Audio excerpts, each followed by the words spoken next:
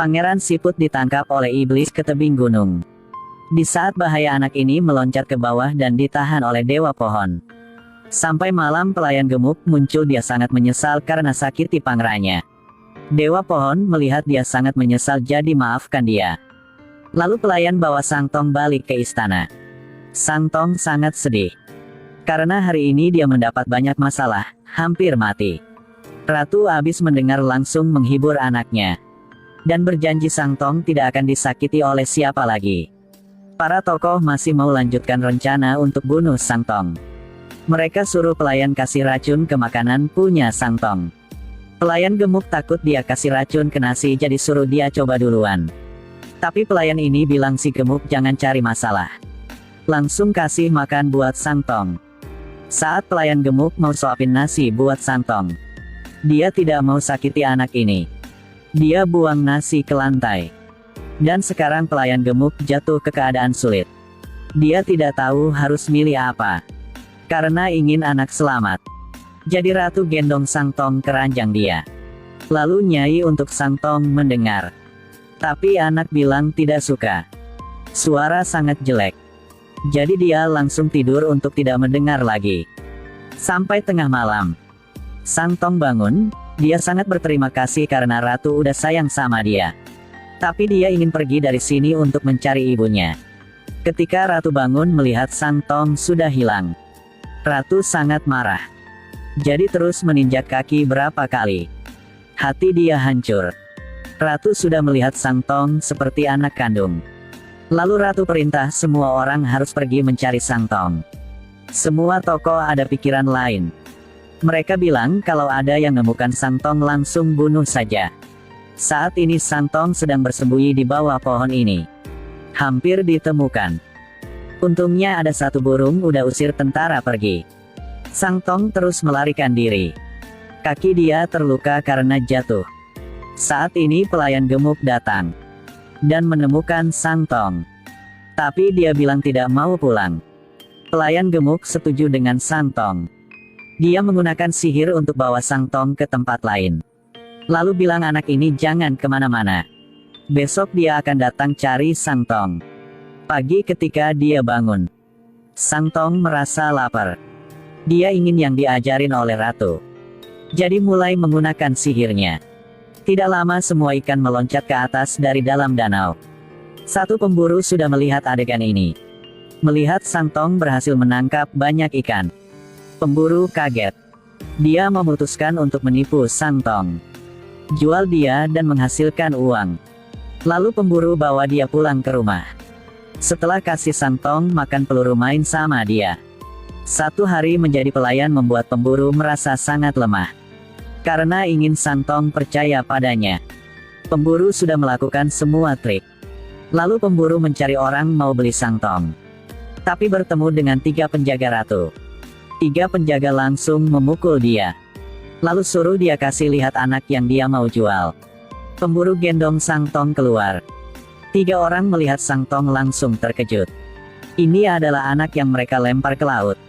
Ternyata Sang Tong masih hidup. 3 orang ini tahu tidak bisa bunuh Sang Tong. Jadi mereka balik kasih tahu ratu. Saat ini pemburu ajak Sang Tong keluar jalan-jalan. Saat Sang Tong duduk di batu ini. Dia melihat tempat ini sangat familiar. Ternyata di sini ratu sering datang. Sang Tong langsung lari ke rumah ibu. Dia terus panggil nama ibu. Tapi saat Sang Tong buka pintu, melihat di dalam tidak ada siapa. Pemburu juga tenangkan diri.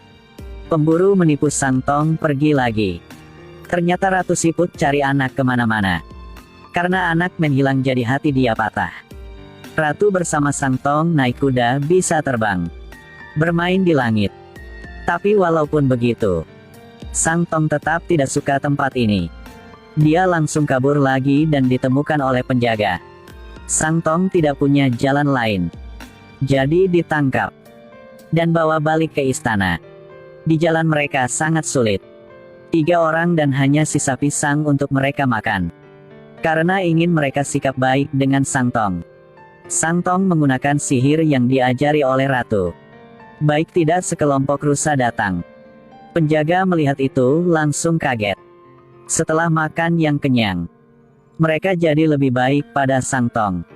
Anak itu melihat kesempatan langsung kabur. Tapi di jalan dia bertemu dengan penjaga lagi. Dia bersembunyi di bawah pohon ini. Hasilnya Dewa Pohon muncul bantu dia.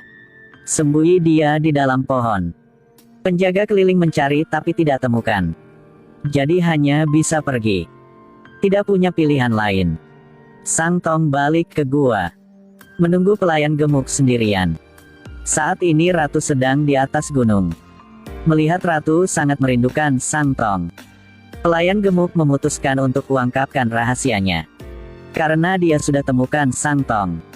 Tapi langsung hilang jejak lagi. Ratu sangat marah.